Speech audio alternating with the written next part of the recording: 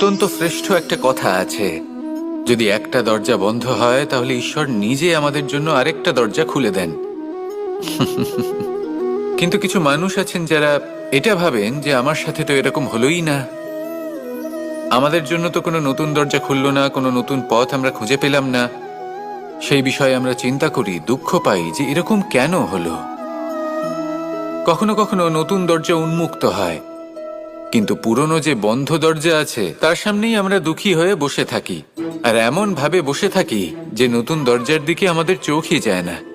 কখনো কখনো ঈশ্বর জেনে শুনেই আমাদের জন্য নতুন দরজা, নতুন পথ উন্মুক্ত করেন না, কারণ তিনি চান যে আমরা যেন পরিশ্রম করি, কর্ম করি, নিজেকে আরো বেশি শ্রেষ্ঠ করে তুলি, সক্ষম হই, আর নিজের পথ আমরা নিজেই খুঁজে নিই।